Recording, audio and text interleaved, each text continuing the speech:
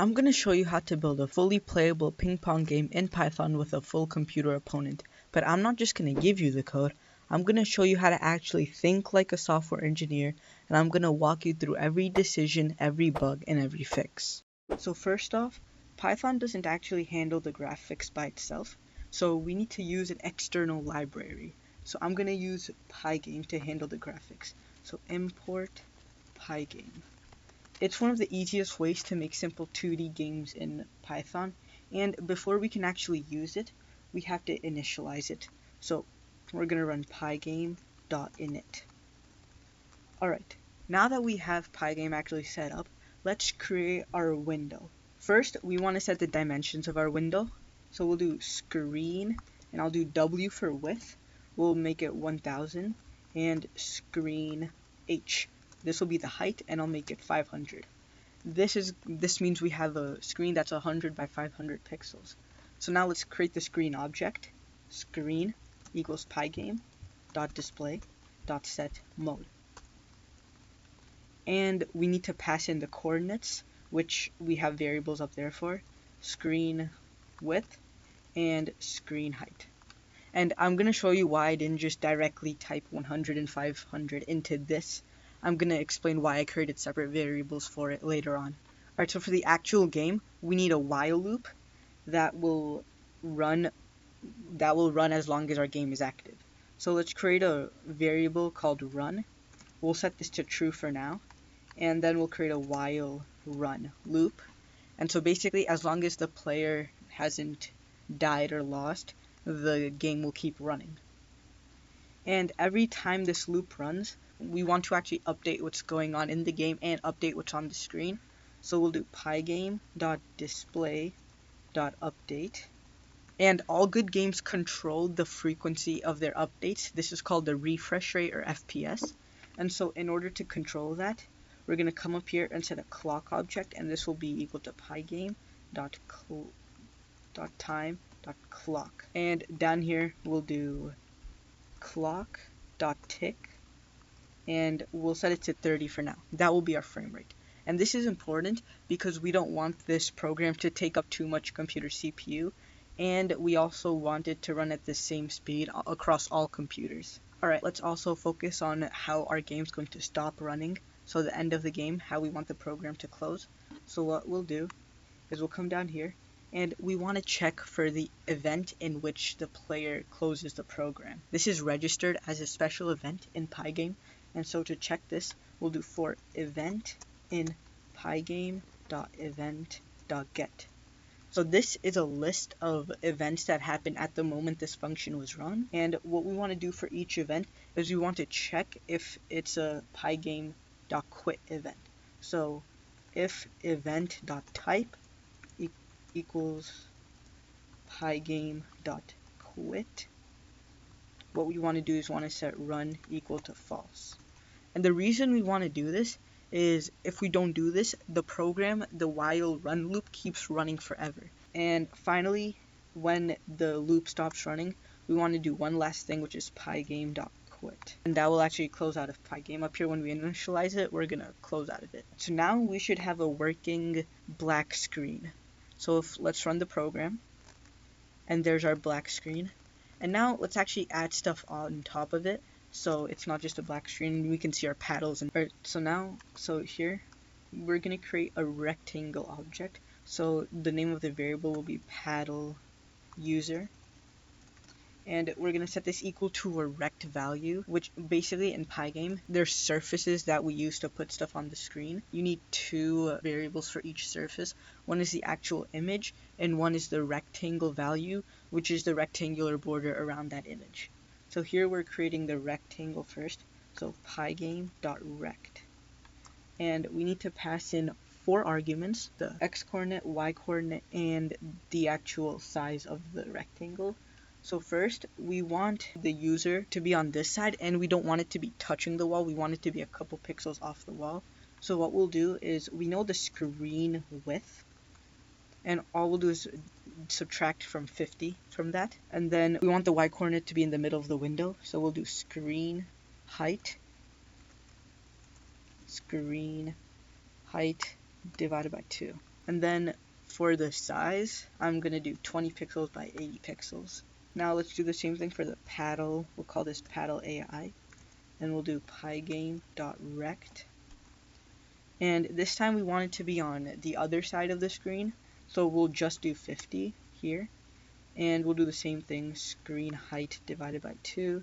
And we'll make it the same size as the player, so 20, 80. And now we need to create the rect value for our ball. So our ball will be equal to pygame.rect, capital R, rect. And we want it to start in the middle of the screen. So we'll do screen width divided by 2 and screen height divided by 2. And the size, I'll have it be 20 by 20. Alright, so down here in the while true loop, we want to actually draw these paddles and the balls. So what we'll do is down here, right before we update it, we want to do pygame.draw.rect, and it will be on the screen. We'll draw the paddle first, so we'll have our paddle be yellow, the user paddle, and the rect value, which we set up earlier, is paddle user. And now we want to do the same thing for the AI, so pygame.draw.rect, and we'll do screen. We'll have this also be yellow, and this time it will be paddle AI.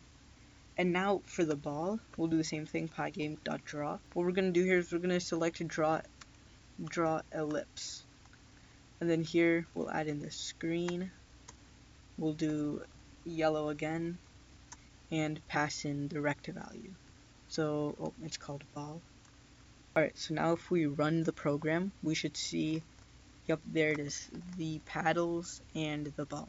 However, right now they're very still and it's not really a game, so let's add some movement. So what we'll do is we'll first add the player paddle movement so the player can move its paddle. So we'll come up here and we want to create a variable called key pressed. And we'll set this equal to pygame.key.get or it should be key.get pressed. So this will return a list of keys that are pressed at the moment in time this function was called. So what we'll do is if key pressed and contains, this is a list and we want to see if it contains, we'll do the up and down arrows for now. So pygame.k_up. So if it contains the up button, we'll do paddle user and we'll decrease the y coordinate value by 5. And the reason is because in Pygame, as you go further down on the screen, the y value actually increases. And so we'll do if key pressed contains pygame.key down. This time we'll actually add 5. And we also want to make sure the paddle doesn't go off the screen. So we want there to be like a wall at the screen border, at the window border. So what we'll do is if paddle user dot top, which is the top y coordinate, is less than 0, which means it's above the value of the window, we'll set the paddle user dot top value back to 0. And if paddle user dot bottom this time is greater than screen height, we'll set paddle user dot bottom back to screen height. Alright, so let's check if we can move our paddle now. Oh, there's an error.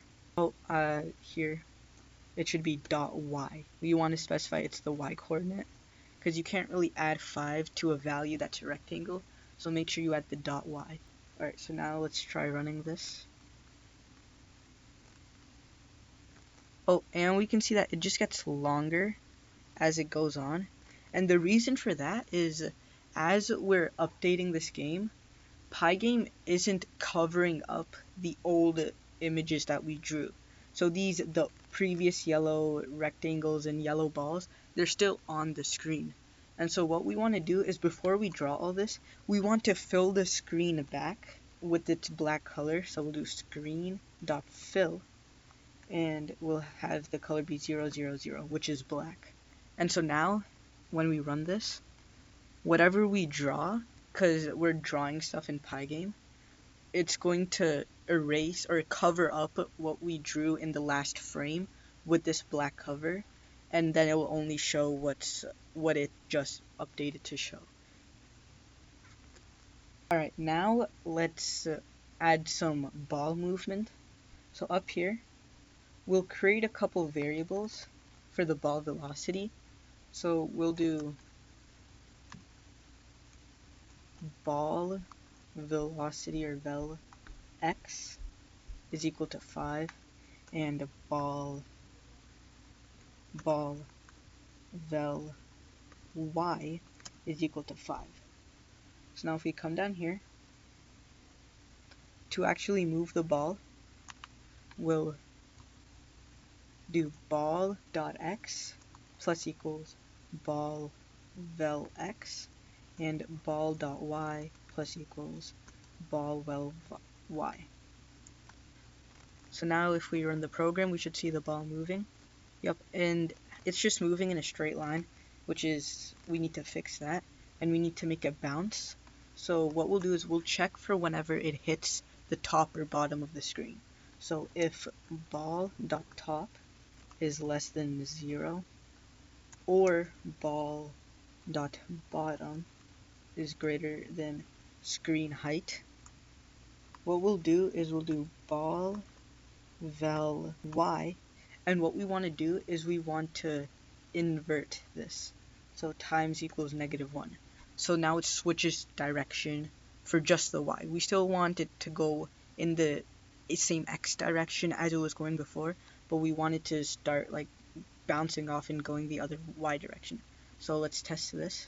So it's going down right now, and it bounced up, and it goes through the paddle. So let's also fix that. So down here we'll do if ball, and the thing with Pygame is it makes it really easy to check for collisions between two rectangle objects. So we'll do ball.collide rect, and we want to check if it collides with paddle user, or we also want to check if ball.collide rect, if it collides with paddle AI. And so if this happens, this time because the paddles are like vertical, we want to this time change the x-axis. So what we'll do is ball vel x times equals 1. So this time this way it will start going the other direction, and this should be negative. Alright, so now if we run this, let's see, it bounced, and it bounced off the paddle as well, and it bounced off of that again. Alright, that's working. So now that we have our player paddle moving and we have our ball moving, let's also give our AI some movement. So what we'll do is we'll make this really simple. We'll just have it follow the ball. So wherever the ball goes, our paddle will go. So what we'll do is if ball.y is greater than paddle.ai.y colon paddle AI plus equals 5. So this way the y coordinate will increase and will go down, matching the y value of the ball. And we'll do the same thing if ball, for the other side, if ball y is less than paddle AI.y, we'll do paddle AI minus equals 5. And we also want to make sure that the paddle doesn't go off screen, just like we did with our user paddle. So if paddle.ai.top is less than 0, what we want to do is paddle AI.top equals 0, and if paddle AI.bottom is greater than screen height, we'll do paddle AI.bottom equals screen height. Oh, and also make sure that here, paddle, when you add 5 and subtract 5, you want to do .y and .y. I almost made that mistake. So here, let's run this, and we can see it follow. And we basically have a working game right now. And so now the only thing we have left to do is add the score and the game over screen. So let's get working on that. So for the score, let's come up here and create a score variable. I'll just call it score equals 0. And for this game, we'll do every time the ball collides with a paddle, we'll do score plus equals 1. And now down here to update the score, we're going to need to add text on the screen so the player can actually see the score. So first, we're going to have to create a font. So font is equal to pygame.font.font. So we need to actually pick a font, and you can use a file, but I'm just going to use the default Pygame font, and I'll give it the size 80. So now if we come down here, we need to first render the text we want to show. So we'll call the variable scoreboard, and we'll do font.render, and we want to type score and then concatenate it with our score variable. And we need a Boolean variable here. It's not really important, so I just go with true every time. And then the color, I'll have it be yellow as well. Then we need to actually create the rect value, like all other things we have on screen. So scoreboard underscore rect equals scoreboard dot get rect, and we'll set the center equal to, we'll have it be on the top of the screen and in the middle, so screen width divided by 2, and for it to be at the top, I'll just give it the y value of 50, so it's fairly close to the top. And then finally, to actually add it on the screen, we can't just do pygame.draw. The traditional way of adding images and stuff on screen is to use screen.blit. And first we need to pass in our surface, so that's our scoreboard, and then the rect value or the coordinates, so I'll do scoreboard rect. And we have to convert this to a string first, because we can't add an integer value to a string. Oh, and also it should not be divided by 1, it should be divided by 2. Alright, now let's run the program. And there's the score. And it increased. Let's see if it increases when the AI hits it. Yup. Alright. Last but not least, the game over screen. We'll do, so for the game to end, we want the ball to go off screen either on the left or the right. So what we'll do is we'll do if ball.left is less than negative 50, or is less than negative 50, which is off screen. So this gives the player also gives the player some time to realize that they lost or they won. We'll do if less than negative 50, or if ball.right is greater than screen width plus 50. So the same distance on either side of the screen. And what we'll do is we'll create another text. So game over is equal to font.render, and this time the message will be game over in all caps. We'll have the Boolean value again, and this time we'll have the color be red. And then we do the same thing, game over underscore rect dot equals game over dot get rect, and then the center, we'll have this be directly in the middle of the screen, so screen width divided by 2 comma screen height divided by 2, and then screen dot blit, and the game over text as well as game over rect. Oh, and I just spotted one more mistake. This whole section we just wrote, this should be above the pygame.display.update, and that's because we want, if we write this after we update the display, then we won't be able to see the game over. So now we should have the finished product. So let's try to run this now. I'm gonna lose on purpose, and there's our game over. So that's our full ping pong game completed.